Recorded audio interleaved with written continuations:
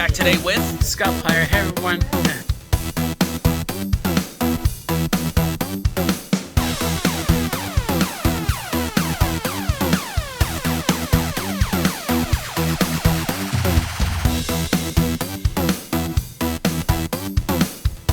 you easily had to get a flathead screwdriver, small one, to pop out the white locks. You see the white bar in the center?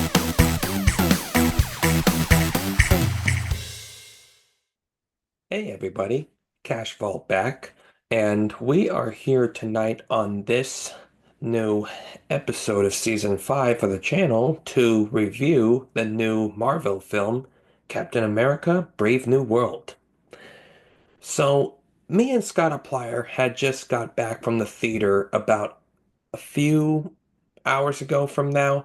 I'm recording this almost at 11 p.m. PST here on my um, Zoom meet on my computer rather than just the traditional phone because we didn't really have enough time to record there live at the theater when we just got out of the auditorium. So we've just recorded our separate things. He's already had a review that he did a few days ago. Um, when he and his family went to see it for the first time. So when we saw it, it was our second time, but our first time seeing it together. And my mom decided to tag along. So it was nice all three of us went to see it. So anyway, I'll be putting into this review Scottiplier's clip from the review on his channel to join in here with mine so he can be still kind of featured in this review. So, oh, I think I'm a little thirsty. But anyway, so on to the review. So first of all, I have to give my overall rating for this movie definitely a 3.5 out of 4 stars. So yeah, about 85 to 90% Rotten Tomatoes. I thought it was very well done. So that's like a high B, A minus grade.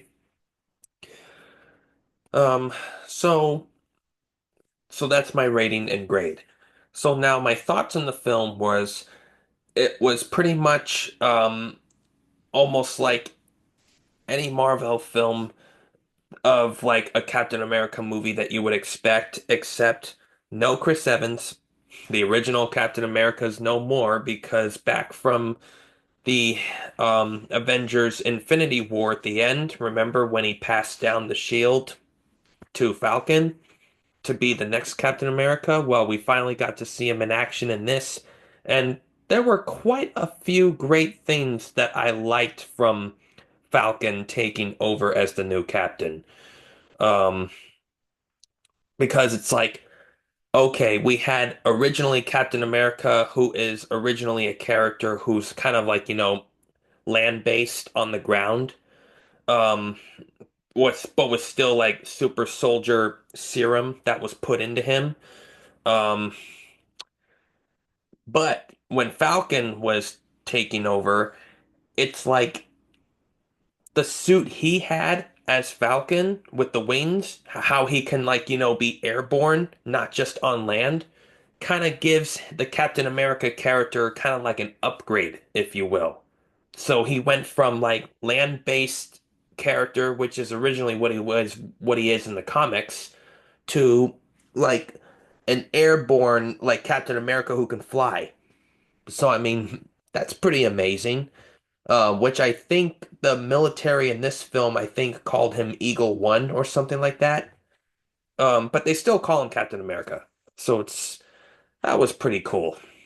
And the new Falcon is like his partner who's in the military and kind of a cyber genius on the computer, can like, trace calls, trace history, pretty much like the IT, pretty much like his IT specialist guy, which is kind of the area I'm studying online too as well. So that's eventually the field that I want to get into. So that's pretty amazing. So, yeah. And the fact that, come on, Harrison Ford playing Red Hulk and the president of the USA in this one, I thought he was pretty great for the role. You can't go wrong with that actor. Um, And I especially love the moment in this film, which I think the most iconic quote that stood out to me the most that I heard in this film was um, Harrison Ford playing the president and says the quote, "You are not Steve Rogers." When he says that right into Captain America's face. So, yeah, at that moment, I was like, hmm, it's like that's a pretty good point because he's not the original Captain America. It's like he thought that he could not make the same great decisions or get away with most stuff and to give back for the greater good to the people as well as Steve did, but he obviously proved him wrong. Eventually, in the end, things turned out well, so it had a happy, good ending. Um, Maybe not for one character though, but I'm not gonna spoil the rest. So anyway, you'll have to watch the movie to find out what happens afterwards. So I think those are all my great thoughts of the film. I don't have any flaws about this one, though I did notice one little goof or minor mistake that you hardly realize on the screen. But, they obviously got away with it because it was kind of like background or kind of extra, or, you know, it was not really supposed to be us, the audience's focus on that little detail at that moment. We were supposed to be focused on another big main thing in that scene. And it just had to do with one of the goofs of, a chopper coming in fast and landing and all that, when really in real life, that would have happened to have to be on a jet, not a chopper. But those little details, you would have to be like in military to actually notice that that was a goof, kind of, because they would know how that stuff works. Um, but anyways, yeah. Any other thoughts on the film? Oh, and yeah, can you believe it? Um, the actor who was, you, you guys know the Star Wars show on Disney Plus of Mandalorian. Well, the guy who was in season one at least, he was in this film, and I kind of forgot what his name was. I think it's oh yeah, this is his name. It's a little hard to pronounce, but forgive me if I pronounce it wrong. Um, Giancarlo Esposito, um, as the character of Seth Volker. So yeah, that's how I read it. So, yeah, he seems to be playing a lot of villains on TV lately, especially in the recent shows that he's been in some couple recent movies as well. I liked him from two other things. Mandalorian was one of them, and another one he also starred in a series that I liked from ABC Family back in the day, is when it was still called that on cable. It was from a series called Once Upon a Time, based on fairy tale characters on how they would live in this real world, um, and facing villainous threats that come into the state of Maine in America. In the, small town called Storybrooke, fictionally made up. Um, so yeah, it was nice seeing him back in this film. I mean, in a film. And also, who played Betty Ross, the president's daughter in this one? I mean, played by Liv Tyler. I cannot really believe it. I mean, that actress was actually the the young elven girl Arwen from the Lord of the Rings trilogy. So it was kind of nice to see her back on TV again after a while. And yeah, Uh, I don't think I have anything else of thoughts to say of the film. Well, and of course, Red Hulk was an epic, smashing hit, in my opinion, in this film, if you will kind of think of it that way. So, who can ever think of Harrison Ford playing the Red Hulk like that? I mean, that's pretty cool. So, my recommendation on this film is if you are a Marvel fan, I think this could be for you. But if you especially like Captain America and if you like to see him in like more action and kind of more upgraded, if you will, like not just land-based, and probably like to see somebody else portray him as Captain, well then this is definitely a one for you. See it for yourself, see how you like it. I can't really tell you how great or bad it is because everyone's opinion and view is different when it comes to TV. So I will be putting in Scott's clip right after this. So once he we play that clip, I will then wrap this up. So Scottiplier, how about you? Scottiplier PopcultFan here with my Captain America Civil War poster in the background. I'm going to do my official review of Captain America Brave New World.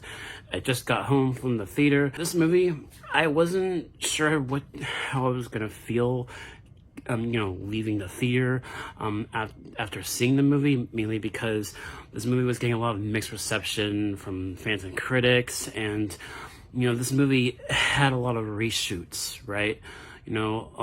Certain characters weren't always going to be in the film, but with the reshoots, they kind of added in like one or two characters maybe, and you know, I don't think it's noticeable in regards to that. I think this movie is very straightforward with its story.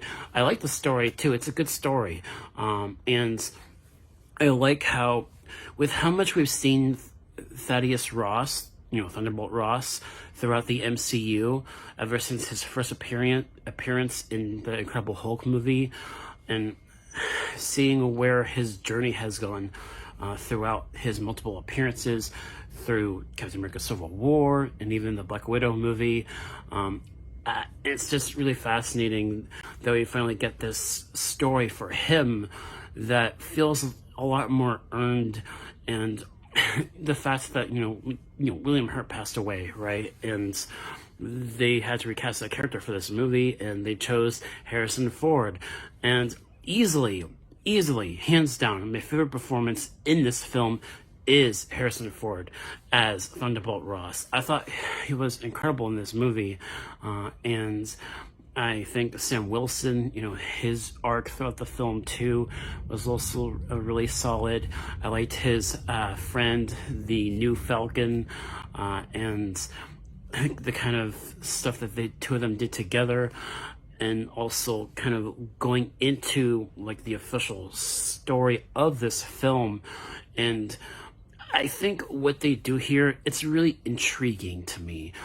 As this sort of political thriller, I think it's a movie that, similar to Winter Soldier, Captain America Winter Soldier, and also pretty much all the other Captain America movies, it's always, like, all these Captain America stories are always very politically drama heavy, and I like that about the Captain America films. It feels a lot more grounded, and the action I thought was very well done, very visceral and exciting, and that's what I really like about this movie. I like a lot of the action. It's all really well done, really well handled, and well shot. I think CGI, what can you say about CGI in the MCU? Sometimes it can be a hit and miss. Sometimes it can be really good. Definitely pretty good here in this film. I think one particular character, Red Hulk, I thought he looked really good in the film. And when we finally got the Red Hulk in this movie, it felt very powerful in a sense that it kind of gave me chills down my spine whenever Red Hulk was on screen, and it was definitely worth it. It was definitely worth it. And in a way, this movie kind of feels like Incredible Hulk 1.5, and they sprinkle a lot of Hulk stuff within the MCU films because it has been so long. There's this massive legal rights issue going on with the Hulk character, which is why it's hard for them to make another solo Hulk film. and that is part of the reason why they sprinkle so much Hulk stuff within other Marvel movies within the MCU, with the Avengers movies and this movie and even the She-Hulk show on Disney Plus. I think with what they do here, it really does feel like a direct continuation of the Incredible Hulk 2008 film, and I mean that in the best possible way. That was my favorite aspect of this movie, and I thought the main villain of this movie was an intriguing villain and very calculating. That's all I'm going to say about that, but I thought he was well handled, and people might have issues with the way that the villain looks. But I didn't have an issue with it, really. He looked the way I figured he would after what happened to him at the end of the Incredible Hulk film. And it played really well into the main conflict of the film. And you get that kind of political kind of messaging and theming throughout this film that kind of reflects on real life, in a sense that there is that social commentary there, which I also think is well done. This movie I thought was very intriguing in a sense that you get these characters and how, like Thunderbolt Ross, for example, you can tell there's like literal reference to maybe some things that have happened within the past few years, like in real life, and it's just really fascinating the way they handle that. And there's this one other character in this movie who is on the Falcon and the Winter Soldier TV show on Disney Plus, who they do a decent enough job of explaining his character. But if you've seen the Falcon and Winter Soldier show on Disney Plus, you'll get a lot more for that character if you watch that first before this. And that's another thing I want to mention. If going into this movie, I think what's worth watching is the Incredible Hulk 2008, the previous Captain America movies, the Avengers movies, and also some of the Disney Plus shows, Falcon and the Winter Soldier and She-Hulk. I think all of that is what you should watch before watching this, and you'll get a lot more out of this movie as a result. And I did. I thought it was decently well done. It was a simple story, it's easy to follow, and there's nothing wrong with that. This movie is actually one of the shorter MCU films, and I could definitely feel that. Like, going into one of my issues about this film is that because it's going at such a breakneck pace, there's not too many slow moments, and you don't get a whole lot of downtime as a result. But because of that, it does go at a breakneck pace. It's entertaining because of the visceral action that you get throughout the entire film. But the movie's runtime is literally 1 hour and 58 minutes. That's one of the shortest runtimes for an MCU film, and I did feel that. Like, it felt shorter. But at the same time, going into one of my other issues is once you get to the ending, it kind of felt... I feel like once you get to the ending, I feel like that's when I started to notice like reshoots impacting the actual film at the end, like in the ending. That's kind of where the reshoots, I think, did kind of affect the story a little bit in the ending, at least to me. But yeah, and also there is one other character in this movie who, if you've seen the Incredible Hulk film, you'll definitely appreciate this cameo, but I ain't gonna spoil that. So yes, overall, I also really liked the music too, and the cinematography, and overall, I thought it was a really good film. I just think that I could have used a little bit more. I feel like it could have used a little bit more, but also the movie is trying to do a lot, right? It's trying to do a lot with all this Hulk-related stuff, as well as Sam Wilson's story, and it is juggling a lot, and also having other references to other Marvel movies as well, and teasing what's to come. I feel like that this movie is also teasing what they will eventually do with that X-Men reboot, whenever that does happen within the MCU continuity. And I definitely think that is a really exciting. So, yes, those are all my overall thoughts of this movie. If I had to give it a grade, I think I'd definitely give it like I think I'd give it like a solid B plus. I think that'd be my grade. Yeah, B plus for Captain America: Brave New World. Definitely worth it. Definitely worth the price of submission. So, thank you guys so much for watching, and I'll catch you all next time. Have a great weekend, everyone. And yeah, all right. Take care and peace. All right, thank you, Scottiplier. So now we're gonna be wrapping up this review. That's pretty much it from me. That's pretty much it from him. So thank you guys for coming and watching this movie review of Captain America: Brave New World. Don't forget to press that like button down below and put your comment down below if you've seen the film already and how you liked it. Or if not, put it down below if you're going to see it or if you're interested or how well you thought this review was, if it's going to persuade you in any way to see it, etc. Anything's welcome. So I will also leave another post on my channel of what is going to be coming next after this uploaded video. So I'll keep you guys posted. Please stay cool out there. Thanks for coming again. And also, if you haven't subscribed yet, please do so and go to Scottiplier's channel and subscribe to him as well. His numbers are rising wonderfully, and he really appreciates it, and so do I. So, thank you guys for coming. Cash Vault out.